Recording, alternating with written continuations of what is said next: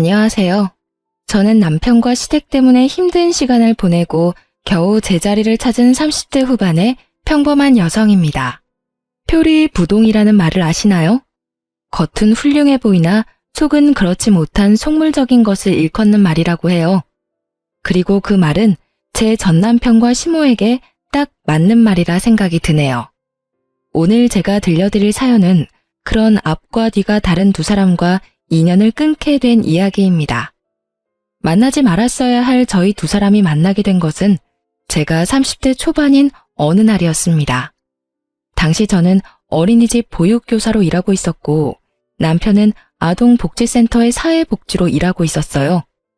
저와 남편은 소개팅으로 만나게 됐는데 제가 소개팅 전 상대방에게 원한 건 두 가지뿐이었어요. 술, 담배를 하지 않았으면 좋겠다고 말이죠. 요즘에 술 안 하는 사람은 없을 텐데 제 지인은 그런 사람 있다며 소개를 해주겠다고 하더군요. 처음 남편을 보았을 때는 착하고 순한 사람이라는 생각을 했어요. 그래서 저는 그 사람과의 만남을 이어갔죠. 그렇게 순순히 결혼으로 이어질 줄 알았던 저희 만남에 순간 브레이크가 걸린 일이 생겼어요. 바로 종교 때문이었죠. 저는 무교였고 저희 부모님도 종교가 없었어요. 조부모님은 불교였지만 다 돌아가시고 없었고요. 그래도 제사는 꼬박꼬박 지내는 집이었는데 남편 집은 달랐어요. 교회를 다니시더라고요. 특히 시모 될 사람은 독실한 신자셔서 주말뿐만 아니라 새벽이나 밤에도 다닐 정도로 교회와 그 커뮤니티를 사랑하는 아주 신실한 분이셨어요. 게다가 남편은 모태신앙으로 일하고 있는 곳도 기독교 재단인 곳이었거든요. 솔직히 고민이 안 될 수가 없었어요. 이혼 사유 중에 생각보다 많은 게 종교적인 문제인데 괜찮을까 싶었어요. 어머니에게 이야기를 해봤더니 생각 외로 긍정적인 답변이 금방 나오더라고요. 괜찮지 않니? 사이비 종교 이런 것만 아니면 솔직히 제사 지낼 것도 없고 교회 사람들끼리 나눔도 많이 하고 그런 것 같던데 네가 괜찮으면 엄마도 반대는 안 할 거야. 사람이 중요한 거지 종교보다야. 어떤 종교를 가지든 그 사람이 괜찮고 좋으면 돼. 그 말에 저도 곰곰이 생각했어요. 그리고 제게 청혼을 했던 남편에게 말했어요. 몇 번 다녀보다가 나랑 안 맞으면 나도 더 이상 안 나갈 거야. 그래도 괜찮아? 괜찮지. 고마워 자기야. 우리 엄마는 당신이랑 결혼한다고 하니까 엄청 좋아하셔. 그 이야기를 듣고 뭉클하지 않을 사람이 어디 있을까요? 저는 결혼 직후부터 시모 시부와 함께 교회에 다니게 되었어요. 생각보다 나쁘지 않았고 사람들도 좋았어요. 딱 한 가지 불편한 건 몸이 불편한 시부를 모시는 일이었는데 그건 남편이 많이 도와줘서 걱정 없었어요. 시부는 뇌졸중으로 몸이 많이 안 좋은 분이셨어요. 말도 정신도 어눌하고 몸은 더 운신하기 힘들었죠. 보통 병원에 보내는데 시댁에서는 직접 케어하고 계시더라고요. 그 부분이 참 대단하다 생각했어요. 다른 사람들도 똑같이 생각하는지 시모와 남편의 가족 사랑에 대해 항상 칭찬해주고 시부를 위해 기도도 해주고 했어요. 저는 그런 시모와 남편 옆에 붙어있는 것뿐이었는데 시모는 항상 며느리라며 인사도 시키고 여기저기 안면도 트게 만들어줬어요. 솔직히 귀찮다고 느껴지기는 했지만 가정의 평화와 사람 만난다는 생각으로 계속 다니고 있었습니다. 그렇게 화기애애한 가족이던 저와 남편은 결혼 1년 차에 아이를 낳았고 저는 점점 더 행복해졌어요. 완벽한 가족이고 평화로움이다라고 생각했는데 그게 사실은 위장된 거였다는 걸 깨닫게 된 일이 있었죠. 결혼 2년 차, 아이가 1살이 됐을 무렵에 처음으로 크게 부딪힌 일이 생겼어요. 그건 정말 신혼 초에 일어난 일이었죠. 남편이 하루는 심각한 표정으로 저를 부르더군요. 여보, 앉아봐. 할 이야기가 있어. 무슨 이야기? 전 아무 생각 없이 거실 소파에 앉으며 남편에게 물었어요. 우리 전셋집 내놓고 우리 본가랑 합가하는 건 어때? 합가? 싫어. 아직 신혼인데 무슨 합가야? 제 입에서는 대뜸 거절의 말이 나왔습니다. 그만큼 생각조차 없던 일이었으니까요. 남편이 제게 이야기를 꺼내온 건 지금 살고 있는 신혼집이 제가 결혼 전부터 살고 있던 제 명의의 전셋집이었기 때문이었어요. 마음대로 결정할 수 없으니 제 양해를 구하려던 거였죠. 집이 마음에 안 들어? 그건 아니야. 엄마가 합가를 원하시는 것 같아서. 솔직히 우리도 전셋집에서 계속 살 수는 없잖아. 이 집 전세금으로 본가 리모델링 싹 해서 들어가면 좋을 것 같아서 그래. 어머님이 합가를 원하신다고? 나한테는 별말 없으셨는데? 그런 낌새조차 없으셨다고. 합가 이야기 엄마가 먼저 꺼내면 너무 원하는 것처럼 보일까봐 내가 말하는 거야. 솔직히 엄마 혼자 아버지 모시는 것도 힘들고 그 집도 평수는 좋은데 옛날 집이다 보니 아버지 수발 들 때 불편한 것도 있고 생각해보지 않을래? 저는 너무나 당황했습니다. 시부 때문이라면 할 말은 없지만 그래도 신혼은 즐기게 해줄 줄 알았어요. 그리고 남편도 결혼 전에는 따로 자취하며 살았기에 시부를 모시는데 큰 어려움은 없었나 보다 싶었는데 갑작스레 이런 이야기를 들으니 당황할 수밖에요. 이런 이야기하는 게 좀 냉정해 보일 수도 있는데 나는 싫어. 수발을 드는 게 싫다기보다는 합가 자체가 싫은 거야. 이 집이랑 시댁도 가깝고 굳이 합가 안 해도 아버님 모실 수 있는 방법도 많은데. 그리고 당신 항상 퇴근이 늦잖아. 그러면 시댁에 있는 동안 일은 나 혼자 해야 한다는 뜻이고. 안 돼. 난 못해. 자신도 없고 싫어. 여보, 생각 좀 해보고 말해줘. 싫다고 딱 잘라 말할 수 있는 게 아닌 거 알잖아. 엄마도 고생 많이 하셨고 나도 최대한 도와줄 거야. 당신한테만 다 맡기진 않아. 그리고 엄마가 애도 봐줄 수 있고 얼마나 좋아? 그래도 싫어. 애는 내가 더 잘 봐. 그리고 최소한 이야기 꺼내기 전에 내 생각이 어떤지 물어봤었어야지. 갑자기 합가하자 라고 하면 누가 좋아해? 여튼 난 싫어. 아버님 수발 드는 거 힘들면 내가 도와드릴 수는 있어. 하지만 합가는 아니야. 애 데리고 합가. 당신이랑 나 좋아서 결혼했는데도 신혼 초에는 이것저것 많이 부딪혔거든? 그거 생각하면 어머님이랑 나 부딪히지 않을 이유가 없어. 당신이야말로 잘 생각해. 그래도 우리 부모님 일인데 당신 너무 냉정하게 말하는 거 아니야? 당신은 그럼 너무한 거 아니고? 그 돈 엄연히 따지면 내 돈이야. 그런데 그 전세금으로 뭐 하자 다 정해놓고 이런 식으로 통보하면 내가 얼씨구나 좋다 하면서 당신 말 따를 거라고 생각했어? 제일 큰 문제가 그거야. 지금 내 전세금을 시댁에 다 쓰자고 말하고 있는 거잖아. 차라리 이 돈으로 새 집을 사자고 했으면 그렇게 했을지도 모르지만 뭐? 합가? 그러면 그 전세금 쓸 생각하지 말고 당신이 당신 돈으로 집 고쳐. 완강한 제 거부에 남편은 난색을 표하더군요. 그러더니 알겠다며 잠시 생각할 시간을 갖자고 하더군요.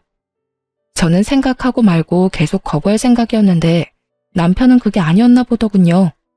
다음날 새벽 저는 육아로 지쳐 침대에 누워 눈을 감고 있었어요. 일은 가지 않아도 몸이 힘들었거든요. 한밤중에 뒤척이는 애 때문에 힘들었는데 잠도 오지 않아 침대에 누워만 있었어요. 그런데 그때 남편이 전화기를 몰래 들고는 거실과 이어진 화장실에 들어가서 누군가와 통화를 하더라고요. 상대방은 시모였습니다. 그리고 소곤거리는 남편의 통화를 듣는 순간 저는 이게 쉽게 끝날 일이 아니란 걸 알았어요. 엄마, 그 사람 지금 자. 내가 이야기해봤는데 씨알도 안 먹혀. 그래서 내가 좀만 더 시간 두자고 했잖아. 갑자기 아버지 모시라고 그러면 좋아할 여자가 어디 있어? 결혼 전에 그런 이야기 하나도 안 했는데. 그러는 엄마야말로 보육교사라고 했더니 아버지 수발 맡길 거라면 좋다고 했잖아. 두 사람 하는 이야기를 들어보니 문제가 많은 모자지간이었더군요. 그리고 합가를 하자는 이유도 명확했고요. 시모는 결혼 전부터 제게 시부 수발을 들게 할 생각이었더라고요. 보육교사라 돌보는 건 잘할 거라고 생각했나 봐요. 애면 봐줄 수 있죠. 제가 요양보호사도 간호사도 아닌데 어떻게 뇌졸중에 걸린 아버지를 전문적으로 케어해요? 그냥 공짜 노동력 부리려고 하는 거 그게 목적인 거죠. 골이 띵하더라고요. 화장실 문을 열어놨는지 선명히 들리는 소리에 저는 한바탕 하려다 멈췄어요. 제 것을 시댁 것처럼 말하는 걸 보니 제게 그 돈이 없으면 두 번 다시 저한테 그딴 소리 안 하겠지 싶어서 친정에 전화해서 나중에 남편에게 연락이 오면 우리 집에 빚이 많은 것처럼 말해주라고 말이에요. 그 다음날 저는 여전히 합가 어떠냐고 묻는 남편을 앉혀두고 그렇게 말했어요. 나도 할 말 있어. 근데 당신 모르지? 우리 친정에 빚이 좀 있거든? 내가 이 집 전세금 받고 나서 집에 일이 터져서 친정에서는 빚내서 그거 틀어막았어. 지금도 빚은 갚고 있는데 한참 남았고. 그래서 이 집 내놓고 나면 난 그 빚부터 갚아야 돼. 그리고 그거 갚고 나면 리모델링 할 돈도 안 남을 건데 괜찮겠어? 제가 이렇게 이야기했을 때 남편 반응을 보기로 했어요. 처가댁 빚이 얼만데? 1억 5천. 사실 그 돈은 제가 번 돈이 반, 엄마가 준 돈이 반이었어요. 그런데 남편은 저희 엄마에게 바로 전화부터 하더군요. 장모님, 실례되는 질문이긴 한데 혹시 처가에 빚이 있나요? 아유, 이서방, 미안하네. 얘 전세금 주고 나서 그런 일이 터졌지 뭔가. 빚이 한 1억 5천 정도 남아있는데. 결국 남편은 전화를 끊고 나더니 침울한 얼굴로 그러더군요. 그럼 집 내놓는 건 없는 일로 하자. 어차피 내놔봐야 긁어 부스럼이네. 끝까지 합가 우길 줄 알았더니 남편은 금세 백기를 들었습니다. 그런데 좀 이상했어요. 시부의 수발 때문이었다면 이렇게 포기하지는 않았을 텐데 전세금을 친정 빚에 다 갚고 나면 우리가 시댁에 들어가는 게 더 쉬워지고 그러면 시모가 더 좋아할 수도 있는데 왜 싫어하나 싶었는데 나중에 그 이유를 알게 됐어요. 남편 앞으로 카드 명세서며 뭐며 다 날아오는데 돈을 어마어마하게 썼더군요. 당신 이게 다 뭐야? 왜 이렇게 돈을 많이 썼어? 그거 사실은 결혼 준비하면서 돈을 좀 많이 써서. 결혼한 지 벌써 3년이야. 게다가 당신 월급으로 갚는 것도 빠듯할 정도잖아. 이거 어떻게 갚으려고 이렇게 막 쓴 거야? 이번에 합가 잘 되면 당신 전세금 좀 빌려서 갚으려고 했지. 뭐? 그걸로 당신 빚을 내가 왜 갚아? 이건 지금 어쩔 건데? 갚아줄 생각도 없으면서 잔소리는 왜 해? 내가 알아서 할 거야. 대신 당분간 생활비 못 내. 제 재산을 자기 것처럼 여기는 남편 때문에 거짓말을 했지만 그 거짓말 때문에 남편이 자기 빚을 이렇게 오픈하게 될 줄은 저도 상상 못했어요. 저는 너무나 당황하며 남편을 재촉했습니다. 어머님한테 가서 도와달라고 그러자. 우리끼리 해결할 문제가 아니야. 나 지금 육아휴직 중이라서 돈 한 푼 안 버는데 당신까지 이렇게 빚을 지면 어떡하란 말이야. 전세금이랑 합가 이야기만 잘 끝났어도 내가 이걸 이런 식으로 오픈할 일은 없었을 거야. 그런데 당신이 그 전세금이 친정 거라고 말한 적도 없잖아. 난 당연히 그 전세금으로 다 해결할 수 있을 줄 알았지. 당신 나한테 돈 맡겨놨어? 내가 너한테 돈 빌렸냐고. 우리 집이 네 현금 창고야? 부부 재산은 공동의 재산이야. 어차피 내가 빚 있으면 당신도 힘들 거 아니야. 그러면 어떻게라도 갚아야 되지. 그게 맞는 거 아니야? 무슨 헛소리야. 당신 혼자 진 빚을 내가 왜 갚아? 그럼 그 돈은 어디다 쓴 건데? 남편은 아무런 말도 하지 못했습니다. 결국 우리들의 언쟁은 남편의 자리 회피로 끝이 났고 저는 남편에게 문자를 보냈습니다. 어머님한테 연락해서 어떻게든 도와달라고 해. 이 문제는 우리끼리 해결 불가능한 문제야. 지금 있는 돈도 없는데 나까지 빚을 내면 우리 둘 다 파산이야. 알겠어? 결국 남편이 시모에게 도움을 청했는지 그 다음날 저에게 전화가 걸려왔어요. 넌 도대체 집안 살림을 어떻게 하길래 네 남편이 그렇게 빚을 지는 것도 모르니? 그 이야기에 정말 당황했습니다. 왜 저를 탓하시는지? 돈을 빌린 건 본인 아들인데 말이죠. 어머님, 저는 아무것도 모르고 있었고 생활비도 그 사람은 저한테 한 달에 50만 원밖에 안 줬어요. 나머지는 본인이 알아서 쓰고 있었다고요. 한 달에 꼴랑 50만 원 받는 걸로 무슨 살림을 어떻게 살라고요? 그럼 저 혼자 벌어서 새 식구 살림하란 말이에요. 얘는 또 뭐 그런 식으로 이야기를 하니? 어쨌든 이번 일은 내가 해주기로 했다. 앞으로 정신 좀 똑바로 차리고 살아. 살림은 그렇게 하는 거 아니야. 알아듣겠어? 저한테 말고 남편한테 말씀하세요. 제가 그런 말을 들을 이유가 없어 보이네요. 집안일에 도움 줄 거 아니면 방해나 되지 말라고요. 결국 시모와 저도 다투게 되었고, 시모는 더 이상 말해봐야 자기 아들 얼굴에 침 뱉는 일밖에 안 되니 뚝 전화를 끊어버리더군요. 그 뒤로 남편이 제게 왜 어머니와 다퉜냐며 화를 냈지만 저는 제가 화를 낸 게 잘못됐다고 생각하진 않거든요. 그래서 남편한테 얘기해줬죠. 당신이 잘했으면 어머님이랑 나랑 싸울 일도 없어. 애초에 당신이랑 싸울 일도 없었겠지. 그래서 앞으로 이런 일로 다시 한 번 더 우리 결혼 생활에 문제가 생기게 되면 나 절대로 당신 가만히 안 둬. 알았어? 한 번만 용서해주고 넘어가는 거야. 두 번은 안 돼. 알아들었어? 다시 사고 치면 그때는 당신이고 뭐고 안 볼 사람 되는 거라고.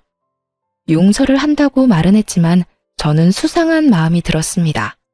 그 많은 돈을 썼다면 쓴 흔적이 있어야 되는데 저희 집에는 전혀 그런 흔적이 없었거든요.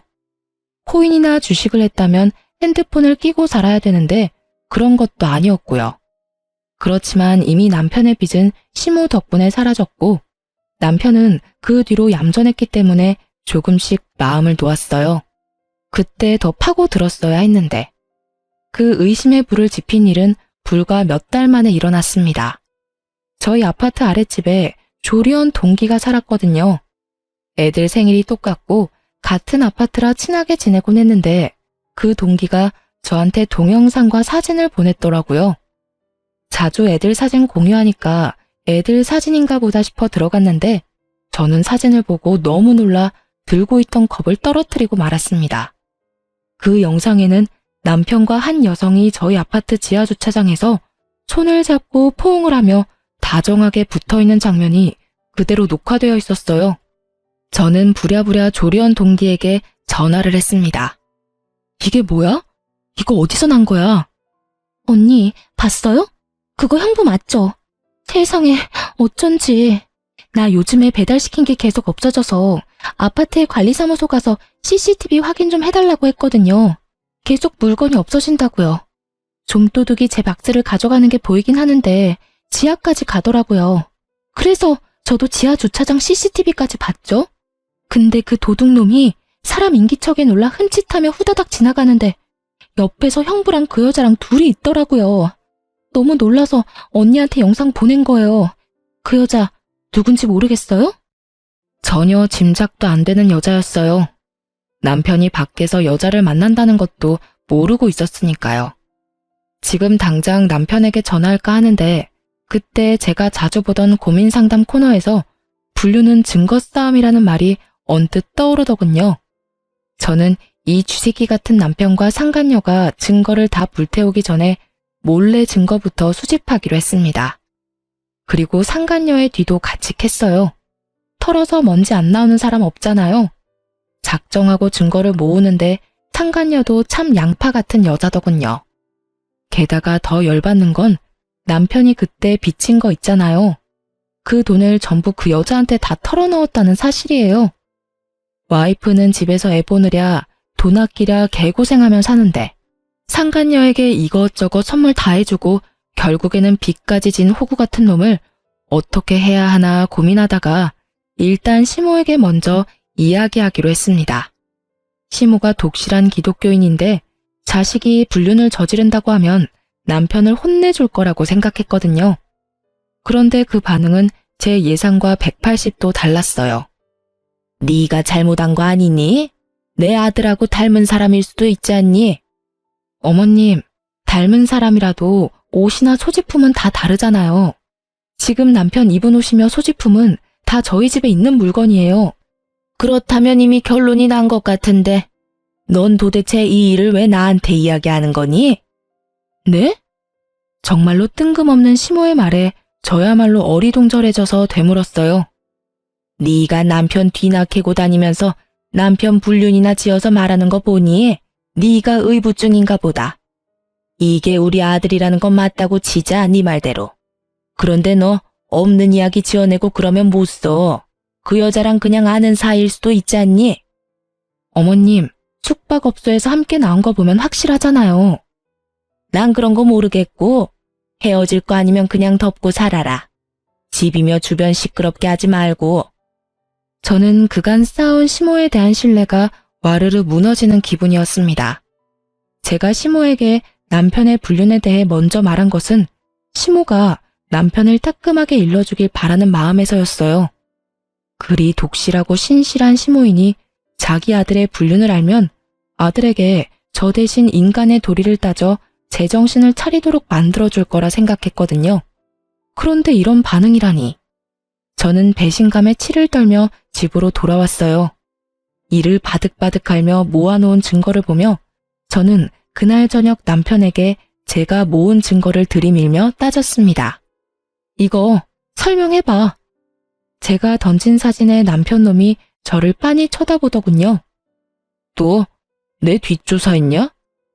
뒷조사했으면 왜? 잘못됐어? 열받으면 너도 내 뒷조사해. 나는 아무것도 걸릴 거 없으니까. 나처럼 네가 떳떳하면 문제 없잖아. 그런데 지금 이게 뭐야? 네가 바람 피운 증거가 떡하니 있는데? 아, 진짜 너 최악이다. 어떻게 남의 사생활을 이런 식으로... 불륜이 사생활이야? 말 같은 소리를 해. 어디서 개 짖는 소리 그만하고. 그리고 너 알고는 있어? 그 여자 가정까지 있는 유부녀야. 알고 만나는 거니? 알고 있어. 뭐? 안다고. 그 사람도 곧 이혼하고 나랑 결혼하기로 했어. 결혼? 미쳤어? 당신 유부남이야. 그게 뭐? 솔직히 당신이랑 결혼 잘못한 것 같아. 그 여자를 먼저 만났다면 당신이랑 결혼 안 했을 거라고. 당신 직업이 엄마 마음에 들어서 결혼한 거야. 그걸 말이라고. 정신이 나갔네. 제정신이 아니야. 제정신이었으면 결혼해서 네 새끼 낳아준 마누라한테 이런 말을 할 수가 없지. 당신이 알았으니 차라리 잘 됐어. 우리 이혼하자. 뭐가 이렇게 당당한가 싶었어요. 가진 거 쥐뿔도 없는 놈이 저만큼 당당하니 뭔가 큰 걸 감추고 있나 싶을 정도였죠. 남편과 싸우고 난 뒤 저는 시모와 함께 가던 교회에 안 갔어요. 갈 기분도 아니었고 그런 식으로 말하는 시모와 마주하고 싶지도 않았거든요. 그런데 그날 시모에게 전화가 왔더군요. 너 오늘 왜 안 왔니? 너 이거 신뢰의 문제야. 오늘은 아파서 못 나온다고 했으니 다음은 꼭 나와. 아들이 바람을 펴서 집안이 난리가 났는데도 교회에 운운하는 시모를 보니 완전 눈이 확 돌아버리더라고요. 안 나가요. 제가 거길 왜 나가요? 이제 그 사람이랑 이혼할 판인데. 뭐? 너희 이혼한다고? 네. 그 사람이 이혼하자입니다. 그것도 가정이 있는 여자랑 결혼하겠다고요. 제 말에 살짝 충격 먹은 건지 시모가 순간 아무 말도 못하더군요. 이제 좀 속 시원하세요? 저를 의부증으로 몰아가면서 아들을 두둔하시더니 하필이면 가정이 있는 여자랑 바람을 핀다니 어떠세요? 저는 기분이 아주 더럽던데. 덮고 살고 할 것도 없었네요. 빌며 사과라도 하고 다시는 안 만나겠다고 해도 용서해줄까 말까인 상황에 유부녀를. 그만해라. 어차피 너희 사이 망가진 거 고칠 수 없어 보이니 이혼하는 것도 한 방법이지. 그리고 너 이혼할 거면 곱게 해. 어디 가서 소문나도록 하지 말고. 처신 똑바로 하라는 소리야. 알아들어? 세상에, 제가 들은 게 맞나 싶었어요. 아들 두둔하는 거야 그렇다 손 치지만 저한테 처신을 똑바로 하라니. 제 자식한테는 쓴소리 하나 하기 싫고 며느리한테는 쓴소리며 못할 소리며 가리지 않고 하는 시모를 보니 저도 이성의 끈이 뚝 끊어졌어요. 이혼하는 마당에 그걸 어떻게 신경 써요? 그렇게 조용히 저희 이혼시키고 싶으시면 어머님이 알아서 하세요. 저한테 이래라 저래라 하지 마시고. 시모 때문에 열받아서 씩씩거리는데 상간녀가 저한테 연락이 왔어요. 잠깐 나오세요. 서로 할 말 많잖아요. 내가 너 오란다면 오고 가란다면 가는 사람이야? 나 당신 같은 여자랑 상종도 하기 싫으니까 2번 다시 연락하지 마. 저도 앞으로 연락 안 할 거예요. 한 가지만 말하려고 했는데 그럼 전화로 하죠. 집에 있는 거 다 놔두고 몸만 나가세요. 지저분하게 굴면서 이혼 안 하려고 발버둥 치지 말고요. 뒤처리하는 저도 생각해줘야죠. 정신 나간 년이 여기 또 있네? 이보세요, 상간년아. 뒤처리는 네가 다 해야 할 것이고 대신에 이혼은 무조건 내가 해준다. 그리고 여기 있는 내 물건 딱 다 들고 갈 거야.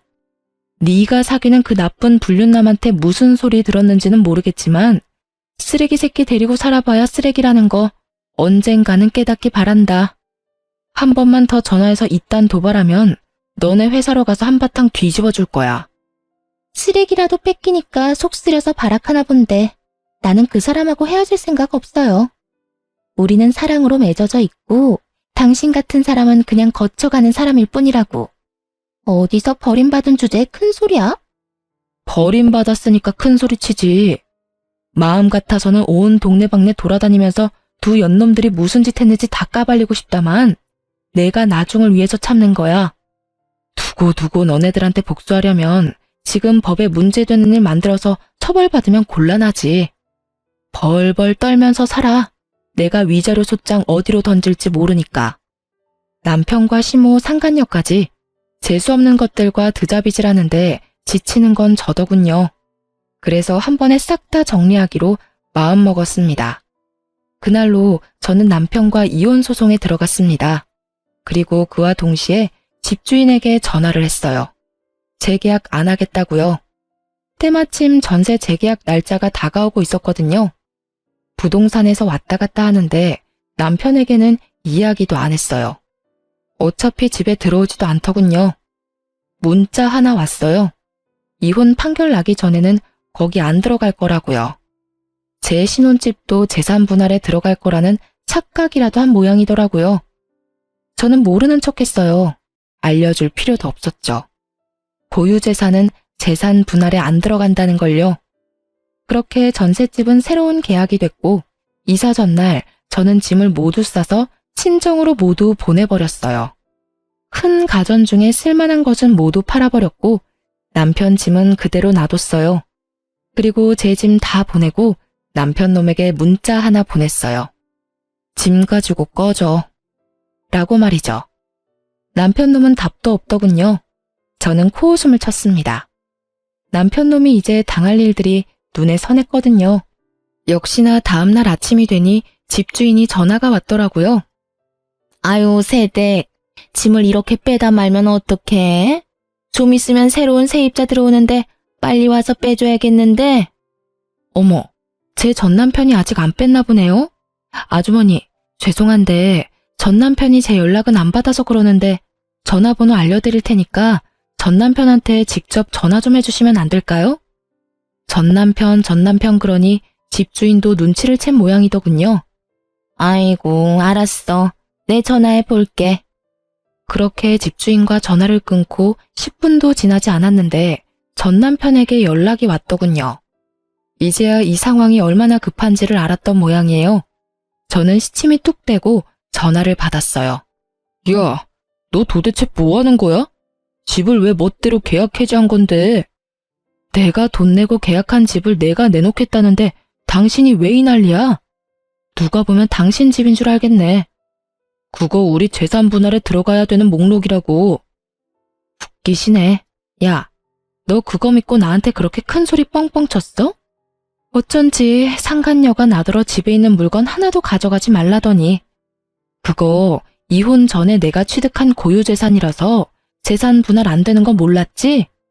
게다가 우리 혼인기간이 3년밖에 안 돼. 기간 짧아서 해당 안 되고 어줍잖게 주워들은 건 있나 본데 그러면 끝까지 잘 들었어야지. 뭐? 아 진짜? 야, 너 당장 다 돌려놔? 가전이며 가구며 다 돌려놓으라고.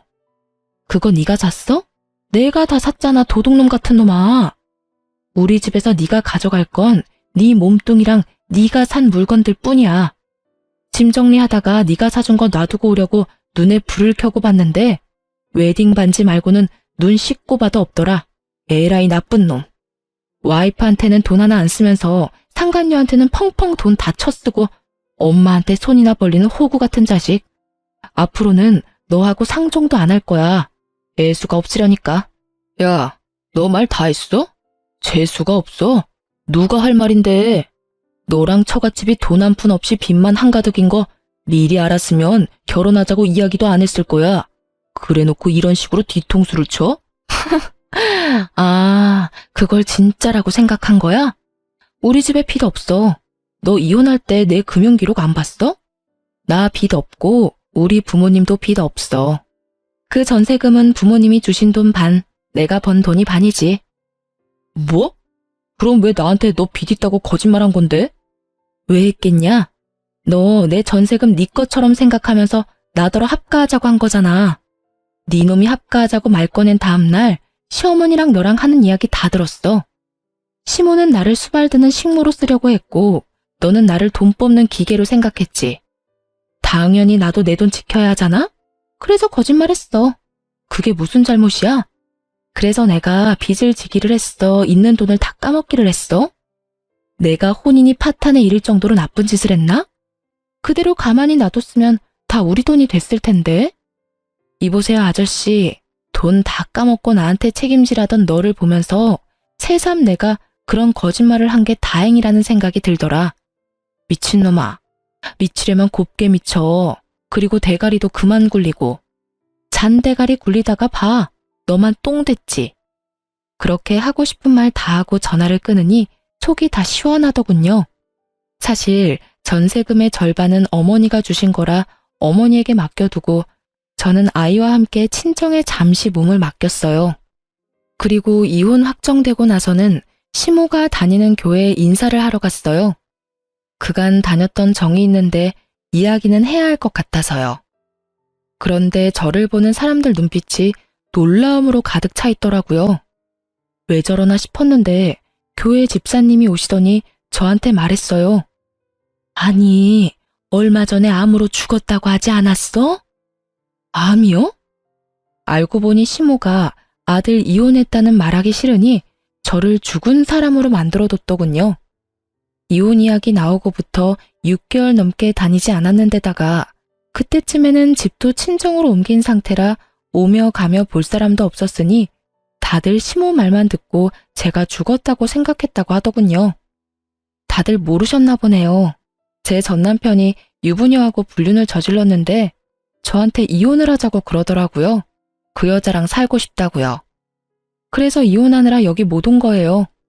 제가 늦게나마 신을 섬기게 돼서 그 사람들이 아무리 정신 나간 짓을 해도 용서를 해줄 마음이 있었는데 전남편과 어머님은 용서를 구하기는커녕 더 당당하게 이혼하려면 곱게 하라고 말씀하시더라고요. 세상에. 신을 섬기는 자들이 어찌 그리 부도덕한 짓을 하는지 어디 가서 똑같은 행동할까봐 겁나네요. 종교인이라고 하기에도 부끄러운 행동이에요. 어머, 설마 그런 일이 있을 줄이야. 그럼 그 여사님이 데리고 다니던 여자가 그 유부녀인가? 시모는 벌써 여기에 그 상간녀까지 데리고 다니는 것 같았어요. 그런데 산 사람을 왜 죽었다고 했대? 아무리 미워도 그런 짓을 하면 안 되지. 그분도 예전 같지 못하시네. 이 죄를 어찌다 회개하시려고? 회개를 할 마음은 있으시겠어요? 없던 일로 하고 싶어서 며느리를 죽은 사람 취급했는데. 아휴, 못 믿을 사람이네. 커뮤니티 내부는 그야말로 난리가 났고 자리에 시모도 없는데 시모의 악명이 순식간에 퍼져갔어요. 저는 인사를 하러 갔다가 시모에 대한 복수를 완수하고 사람들의 작별 인사를 받으며 교회 밖으로 나왔어요. 그런데 주차장 근처에서 시모의 목소리가 들리더군요. 예, 너 이런 옷 좀 입지 말라고 몇 번을 이야기했어. 불륜으로 우리 아들 만난 거 티내고 싶어서 그래? 도대체 애가 한 번에 알아듣는 법이 없어. 아휴, 내 아들이지만 어쩌면 보는 눈이 이렇게 없는지. 그래도 이전 며느리는 데리고 다니는 맛이라도 있었지. 이건 뭐 반반한 얼굴 말고는 뭐 하나 제대로 하는 게 없어. 전 시모는 상간녀를 아주 물어뜯고 계시더군요. 저는 그 모습을 보며 웃었습니다.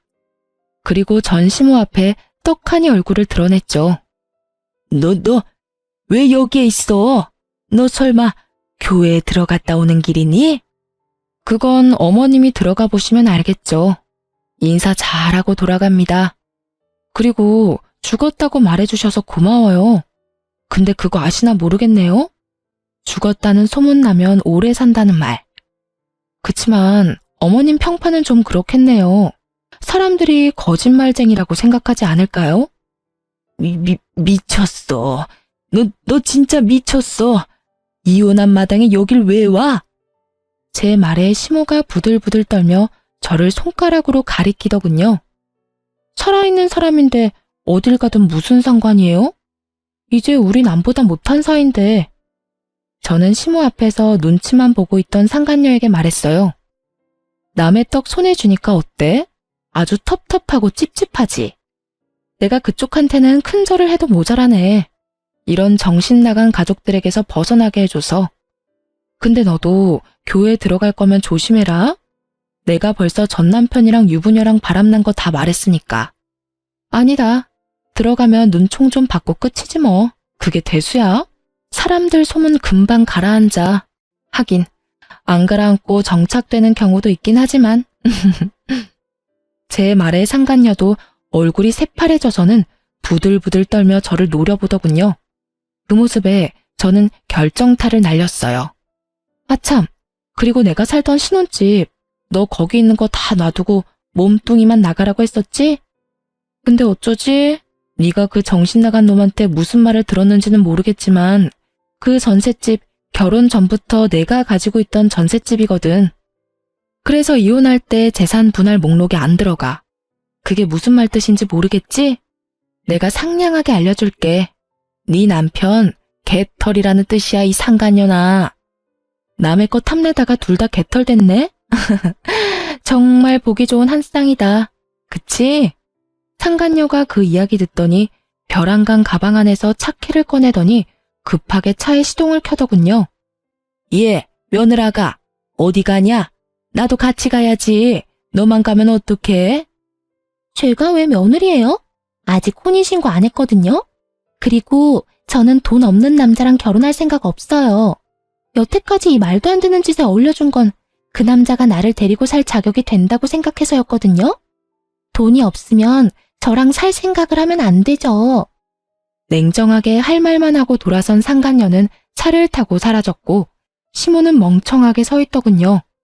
상간녀가 아주 얌전한 줄 착각하고 계셨더군요. 그러다 뒤통수 맞고 벙찐 표정이 참 보기 좋았어요. 그리고 이때다 싶어 저는 교회를 향해 소리쳤어요. 어머, 어머님, 여기서 보네요. 제가 죽었다고 말씀하셨다고 하시던데 어머님은 잘 지내셔서 다행이네요. 결국 제 큰 목소리에 안에 있던 사람들이 나와 시모를 둘러싸자 시모는 참지 못하고 그대로 도망쳤어요. 헐레벌떡 뛰어가는 그 뒷모습을 보는데 어찌나 고소하던지. 나중에 소문을 들어보니 소문이 다 나서 그곳에 가지도 못하고 결국 노이로제 걸려서 병원 치료받으러 다닌다고 하더군요. 사람을 죽은 사람으로 만들려고 했는데 이 정도는 당연히 벌받을 생각하셨어야지. 그런 짓을 하고도 아무렇지 않게 넘어갈 양심 없는 생각을 하니 이런 불상사가 터지네요. 저는 마지막으로 전 남편에게 한 방을 날리기 위해 이메일을 하나 작성했습니다. 그리고 전 남편의 회사로 휙 보냈죠. 그 안에 적힌 글은 남편이 한 짓들을 간략히 적은 글이었는데 보통의 회사라면 굳이 불륜 정도로 문제 삼지 않을 테지만 그 직장 자체가 좀 특수하거든요. 기독교 재단 아동센터. 아동을 돌보는 사람이며 게다가 신실한 사람들이 모인 곳에서 유부녀와의 불륜으로 조강지처와 아이를 버린 인간에 대해 좋게 생각할 리가 없으며 자신들의 이미지를 생각하지 않을 수가 없겠죠. 결국 전 남편은 회사에서 품위유지 위반과 심각한 사칙 위반이 적용돼서 직장에서 잘렸어요. 사실 이렇게 잘리기 쉽지 않은데 알고 보니 시모가 그 직장에 전 남편을 넣어줬던 건데 시모가 저지른 부도덕한 짓들이 직장까지 소문나면서 결국 남편을 해고하는 것으로 가게 됐다고 해요. 나중에 들어보니 상간녀도 전 남편에게 정 떨어졌는지 정말로 돈이 없어서 마음이 식었는지 전 남편을 버리고 떠났다고 하더군요. 저는 조금 늦게 상간녀에게 상간녀 위자료 소장을 보냈어요. 상간녀는 능력이 좋은 모양인지 그새 새로운 남자를 낚았더군요. 저도 몰랐는데 새로운 남자와 함께 있다가 불시에 제 위자료 소장을 그 남자가 보게 되어 한바탕 난리가 나서 다시 버려졌다고 합니다. 제가 거기 있었어야 했는데 그 여자가 어떻게 버려지는지 봤어야 속이 더 시원했을 텐데 그럴 수 없던 게 너무 아쉽네요. 전 남편은 양육권이며 친권 다 포기하겠다고 해놓고는 이제 와서 징징대며 아이를 포기 못한다며 아이한테 면접 교섭권을 쓰겠다며 난리를 쳤어요. 결국 애 때문에 만나게 됐는데 남편 놈이 우물쭈물하는 걸 보니 딱 감이 오더라고요. 이쪽이 본론이겠다 싶은 감. 그래서 제가 먼저 선수 쳤어요. 잠깐만, 나부터 이야기 먼저 좀 할게. 혹시라도 정말 혹시 말도 안 되는 이야기이긴 한데 만에 하나라도 나한테 미안하다 잘못했다 이런 이야기 할 거면 하지 마. 나는 너한테 사과받고자 나온 것도 아니고 용서를 하겠다고 나온 것도 아니야. 네 모습 보니까 걱정돼서 내가 한마디 하는 거야.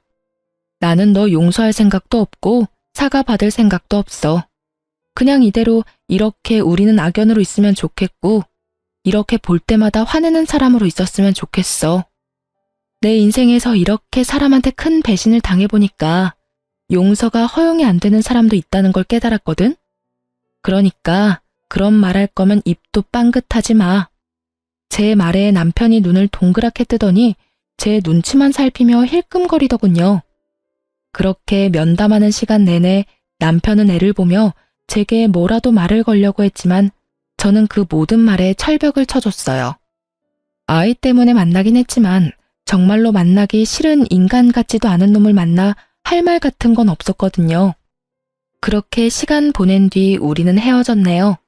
전 남편은 아무것도 얻지 못한 채로 혼자 터벅터벅 걸어갔죠. 그 뒤로는 애 보고 싶다는 말도 안 하고 연락도 없더군요. 아무리 봐도 제게 틈이 없었다는 걸 깨달았는지 애를 방패 삼아 연락해오는 일은 없어서 다행이었어요. 저는 싱글맘이 되었지만 옛날보다는 더 편하게 사는 것 같아요. 그리고 나쁜 놈들은 다들 죄다 죗값을 받았으니 저도 속 편하게 발 뻗고 잘 수 있고요. 자승자박이라고 자기가 만든 줄로 제 몸을 스스로 묶었으니 결국은 본인이 한 말과 행동 때문에 더 이상 주변에 도움을 구할 수 없는 상황에 빠졌다는 걸 시모와 전 남편이 꼭 깨달았으면 하네요. 그럼 지금까지 긴 글 읽어주셔서 감사합니다. 즐거운 하루 보내세요.